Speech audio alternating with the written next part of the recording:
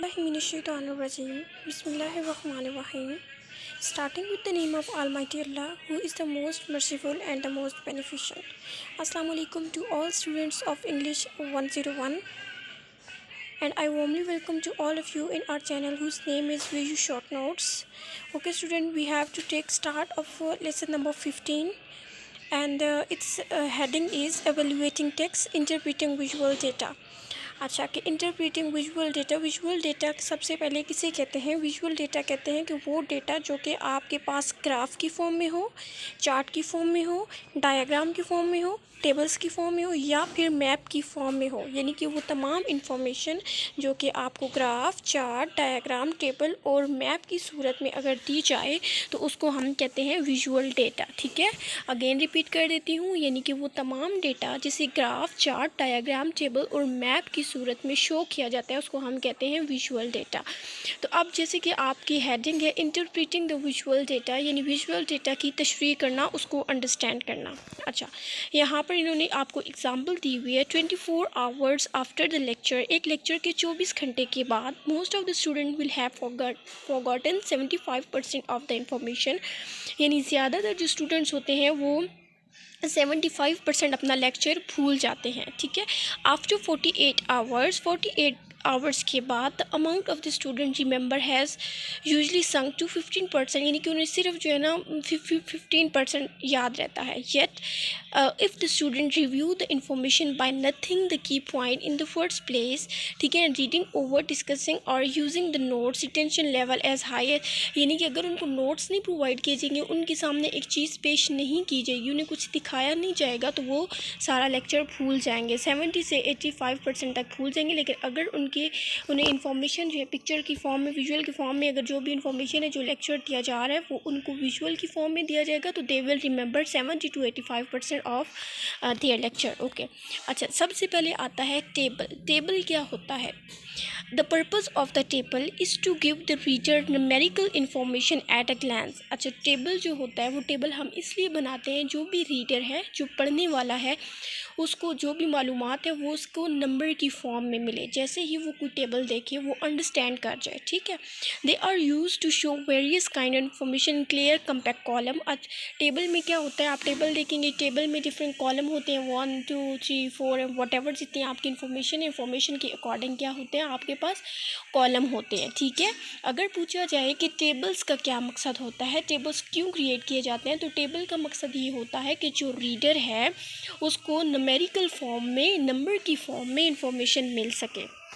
अच्छा, जब हम एक टेबल रीड करते हैं तो उसकी हमें कौन कौन सी करेक्टरिस्टिक्स का आइडिया होना चाहिए, कौन कौन सी प्रॉपर्टीज़ है जो हमें पता होना चाहिए सबसे पहले, या फिर आप कह सकते हो कि टेबल के लिए रूल्स कौन से होते हैं। ठीक है, किसी भी टेबल में दी गई इंफॉर्मेशन को अंडरस्टैंड करने के लिए कौन कौन सी रूल्स होते हैं। नंबर 1 क्या होता है, read the title of the table first. सबसे पहले जो आपके पास टेबल है उसकी आपने क्या करना है, जो भी टाइटल है, जो टॉपिक है, आपने उसे रीड करना है।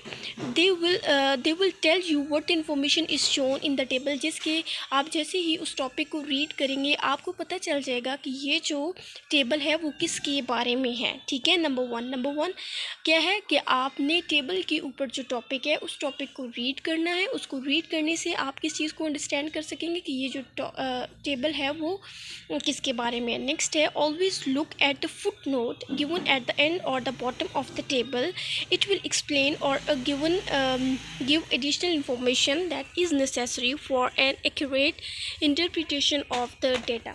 अच्छा, अब इसमें क्या होता है कि अगर आपके पास टेबल होता है ना, तो टेबल के एंड पे कोई ना कोई नोट दिया हुआ होता है। ठीक है, लिखा हुआ होता है नोट, और कोई भी एक सेंटेंस, 2 सेंटेंस या जितनी भी स्टेटमेंट लिखी होती है आपने उसे मस्ट रीड करना होता है। अब उसे रीड करने का क्या फ़ायदा होता है, उसे रीड करने का आपको फ़ायदा ये मिलता है कि आपको पता चल जाता है कि ये जो टेबल है वो कहाँ से लिया गया है, यानी टेबल के बारे में रेफरेंस दी हुई होती है। ठीक है, और कुछ एक्स्ट्रा मालूमात भी दी हुई होती है। ठीक है, उसका रेफरेंस दिया हुआ होता है, किस बुक से लिए, किस पैराग्राफ से लिए, कहाँ से लिया है। तो ये हो गया, आपने सबसे पहले टॉपिक मस्ट रीड करना है। सेकेंडली, जो एंड पे नोट दिया हुआ होता है वो भी आपने मस्ट रीड करना है। Rule number 3 is next, you must ask yourself if the information given in the table is reliable. For this you must check the source of information in the table, यानी कि आपने देखनी है कि ये जो इन्फॉर्मेशन इस table में दी गई है वो मुनासिब है, आपको जितनी इन्फॉर्मेशन चाहिए क्या वो उसको फुलफ़िल कर रही है उसकी नीड को।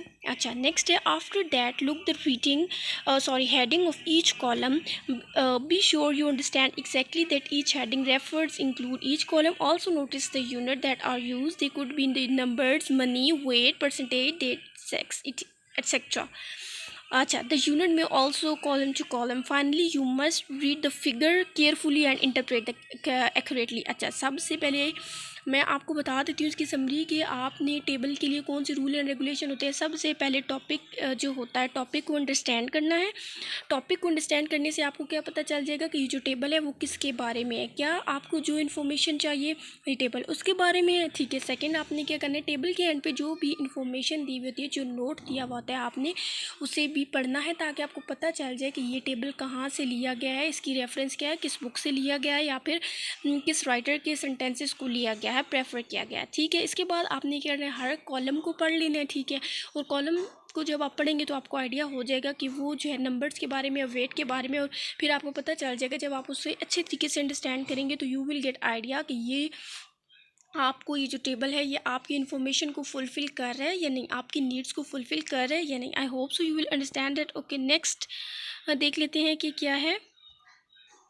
अब ये इन्होंने एग्जाम्पल दी हुई है, ठीक है, और उन्होंने कहा है कि आपने टेबल्स के बारे में जो भी रूल्स एंड रेगुलेशन रीड किए हुए हैं उन्हें रीड करते हुए आपने ट्रू और फॉल कर लेने हैं। ठीक है, अब ये आपको उन्होंने ख़ुद ही सॉल्व कर दिए हैं, सो हमें ये पढ़ने की ज़रूरत नहीं है। नेक्स्ट देख लेते हैं ग्राफ। अच्छा, अब टेबल क्या था, टेबल वो था यानी कि table is a form of visual data. ठीक है, विजुअल डेटा की एक फॉर्म थी जिसमें टेबल भी आते हैं। Next one was the graph. अब देख लेते हैं कि ग्राफ में क्या होता है। Another way of showing information through graph. ठीक है, एक और तरीका होता है जिससे हम अपनी इंफॉर्मेशन को जाहिर कर सकते हैं, उस तरीके को कहते हैं graph. A graph illustrate the relationship between at least two things. अब ग्राफ का क्या मकसद होता है, ग्राफ जो है वो दो चीज़ों के दरमियान में रिलेशनशिप बताता है। ठीक है, वन इज जिसमें हम क्या ले लेते हैं, एक चीज़ को वर्टिकल एक्सिस पे ले लेते हैं और दूसरी को हम हॉरिजॉन्टल एक्सिस पे यानी एक्स एक्सिस और वाई एक्सिस पे ले लेते हैं। ठीक है, फिर बता देती हूँ कि ग्राफ जो होता है वो विजुअल डेटा का एक और फॉर्म है, और इसमें क्या किया जाता है कि इसमें दो चीज़ों के दरमियान में रिलेशनशिप को शो किया जाता है। किसको यूज़ करते हुए, थ्रू ग्राफ्स के। अगर ये आपका एमसीक्यूज़ भी आ सकता है कि यानी कौन से टाइप ऑफ विजुअल डेटा को हम यूज़ करते हुए दो चीज़ों के दरमियान में रिलेशनशिप बता सकते हैं, तो इट्स योर ग्राफ। ठीक है, ग्राफ हमें क्या बताता है, दो चीज़ों के दरमियान में रिलेशनशिप बताता है। और कैसे बताता है, एक चीज़ को एक्स एक्सिस पे शो करके और दूसरी चीज़ को वाई एक्सिस यानी हॉरिजॉन्टल एक्सिस पे शो करके। अच्छा, ये आपको उन्होंने अगेन दिया हुआ है, इसको आपने रीड कर लेना है। ठीक है, और नेक्स्ट मूव कर लेते हैं। नेक्स्ट है बार ग्राफ्स। ग्राफ्स की भी हमारे पास डिफरेंट टाइप्स होती हैं। ठीक है, अब bar graph is similar to a line graph except that bar यानी जो बार ग्राफ होता है बिल्कुल लाइन ग्राफ जैसा होता है, एक्सटेंडिंग फ्रॉम ईदर वर्टिकल। अच्छा, and use instead of dots and instead यानी डॉट्स एंड कॉलम लाइंस नहीं यूज़ करता। Look the following bar graph which is taken from RC योरके 70 गिव्स द वर्ड एलमैनिक और ये ओके। फिर ठीक है, आपने ये इसकी आपको दी हुई आपने कर लेना है। ठीक है, एग्जैक्ट इसके आंसर भी दिए हुए हैं। फिर बता देती हूँ कि बार ग्राफ होता है वो बिल्कुल लाइन ग्राफ की तरह ही होता है। ठीक है, और एक्सटेंडिंग ईदर देयर वर्टिकल और हॉरिजॉन्टल, जो कि एक्सटेंड हो रहा होता है, बढ़ रहा होता है अपनी वर्टिकल या फिर एक्स एक्सिस की तरफ ये बढ़ता है। ठीक है, बार ग्राफ जो होता है वो लाइन ग्राफ की तरह होता है, और ये कैसे एक्सटेंड करता है, ये एक्सटेंड करता है वर्टिकल या फिर हॉरिजॉन्टल एक्सिस की तरफ। ये नेक्स्ट उन्होंने आपको एक्सरसाइज दी हुई है, 7 आंसर दिए हुए हैं। This is what you have to read by yourself. Okay, next देख लेते हैं मेकिंग कंपैरिजन। अच्छा, that is very important. Making comparison, चीज़ों में मवाजना करना, चीज़ों में रिलेशनशिप बनाना। ठीक है, चीज़ों में सिमिलैरिटी क्रिएट करना। अब कंपैरिजन हम कैसे करते हैं, सबसे पहले है there are several ways of showing similarities और different differences that exist between or among the things, the regular comparative or superlative or descriptive words where these are adjective or adverbs are from। अच्छा, क्या कहते हैं कि हम चीज़ों के दरमियान में सिमिलैरिटी क्रिएट करते हैं। सिमिलैरिटी यानी कि एक जैसा होना शो करते हैं या चीज़ों का इख्तलाफ शो करते हैं, ठीक है, जो कि दो चीज़ों के दरमियान में एग्जिस्ट करते हैं, यानी दो चीज़ों के दरमियान आने वाले इख्तलाफ या जो भी उसमें सिमिलैरिटीज़ है उसको हम शो करते हैं। उसको शो करने के लिए हम क्या करते हैं, हम डिफरेंट, आप कह सकते हो कि वर्ड्स यूज़ करते हैं। इसमें हम डिफरेंट, जैसे कि कंपैरेटिव यूज़ करते हैं, सुपरलेटिव और डिस्क्रिप्टिव वर्ड, यानी कि डिफरेंट हम वर्ड्स यूज़ करते हैं, डिफरेंट कैटेगरीज। कहीं हम एडजेक्टिव यूज़ करते हैं, कहीं हम एडवर्ब्स यूज़ करते हैं। और adjective, adverbs, comparative, superlative use करने का क्या मकसद है, ताकि हम दो चीज़ों के दरमियान में जो भी चीज़ें सिमिलर हैं वो, और जो भी उनके दरमियान में डिफरेंसेस हैं उनको हम एलोबरेट कर सकें, ठीक है। अब देख लेते हैं इसकी एग्जांपल, जैसे by adding the ending ER and ES to the words of one syllable. अब हम लोग क्या करते हैं कि हर वर्ड के एंड पे ER और EST क्या करते हैं, लगा देते हैं। तो देखते हैं लगाने से क्या बनता है हमारे पास। अच्छा, ये देखिए आपके पास उन्होंने दिया हुआ एब्सोल्यूट, कंपैरेटिव एंड सुपरलेटिव। इसको डिग्रीज भी कहते हैं, ठीक है, फॉर्म ऑफ द वर्ब भी कह सकते हैं।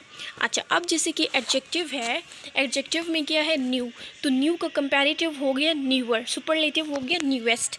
अगेन है ओल्ड, ओल्ड का comparative older and superlative will be oldest.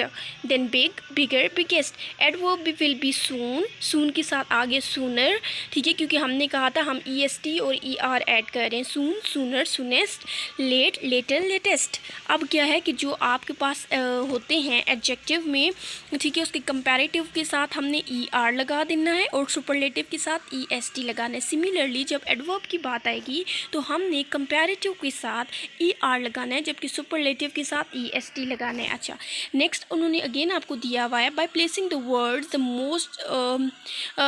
Most in front of word 3 और मोर सेलेबल्स एग्जाम्पल। अच्छा, अब एडजेक्टिव आ गया, interesting, more interesting, most interesting, convenient, more convenient, most convenient, beautiful, more beautiful, most beautiful. Adverb इसका आगे easily, more easily, most easily, carefully, more carefully and most carefully. अच्छा, words with 2 syllables, यानी वो words इनकी 2 syllable होते हैं, like 1 और 2 above, they will be add ending ER and EST if they end, अगर वो एंड होते हैं Y और LY पर, ठीक है, या OW, LE या ER पर, तो हमने क्या लगा देने, EST और ER लगेगा। Most of the remaining words, अब जैसे कि क्या है, हैप्पी है, हैप्पी Y पे एंड हो रहा है तो हैप्पियर, ठीक है, हमने ER लगा दिया, और सुपरलेटिव में EST, हैप्पीएस्ट लगा दिया। फनी, फनी Y पे एंड हो रहे हैं तो Y पे एंड हो रहे हैं तो हमने क्या लगा देना है, ER एंड पे ऐड कर देना है, फनियर, और सुपरलेटिव में EST, फनीएस्ट। फिर अर्ली है आपके पास, अर्लियर है, अर्लीस्ट है, फ्रेंडली, फ्रेंडलियर, फ्रेंडलीस्ट है।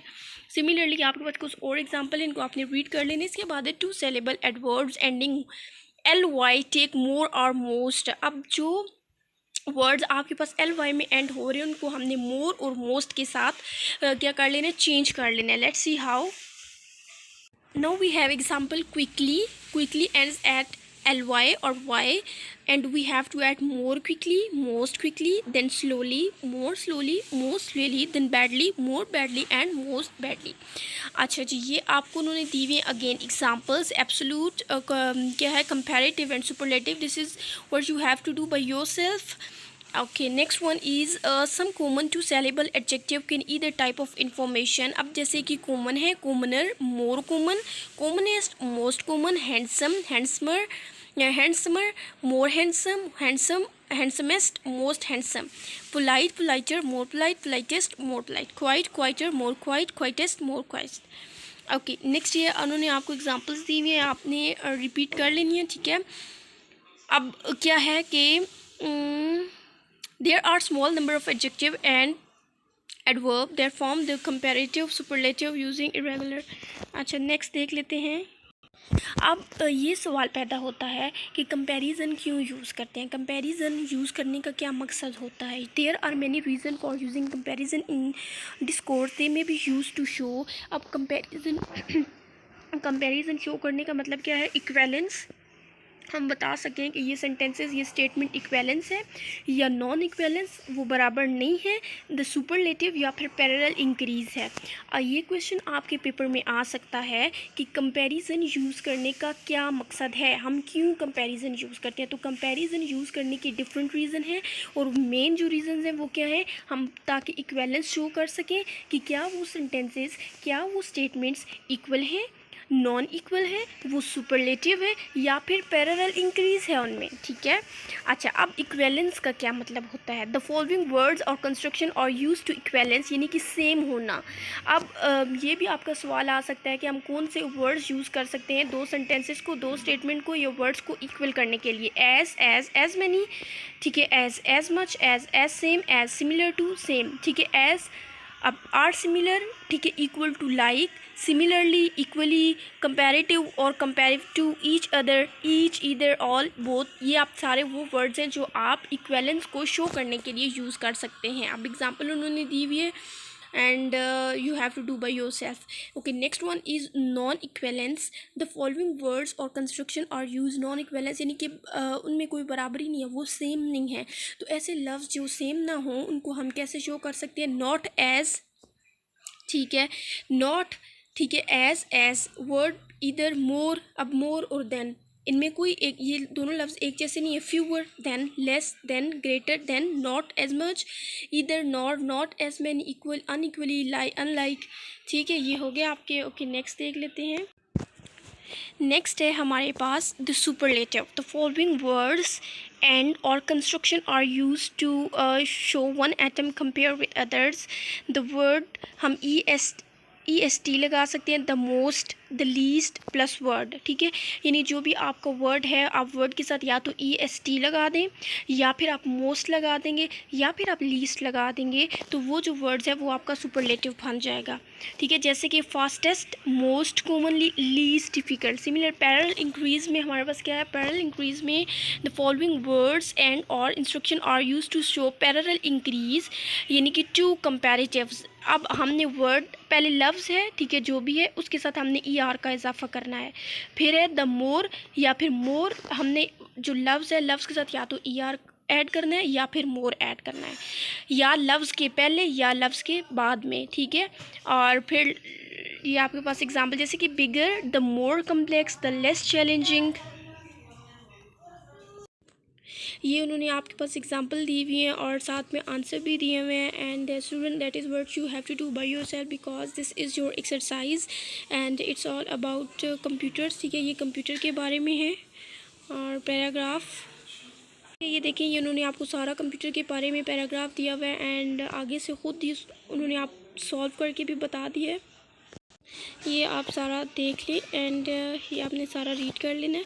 अब मैं आपको बता देती हूँ इस लेसन की समरी क्या आता है। सबसे पहले आपको पता होना चाहिए विजुअल डेटा क्या होता है। विजुअल डेटा आपके पास ग्राफ की फॉर्म में होता है, टेबल की फॉर्म में होता है और चार्ट्स की फॉर्म में होता है। ये सारा जो आपका डेटा होता है इसको हम कहते हैं विजुअल डेटा। और इसके अलावा आपको पता होना चाहिए कि डिग्रीज़ कैसे बनाते हैं।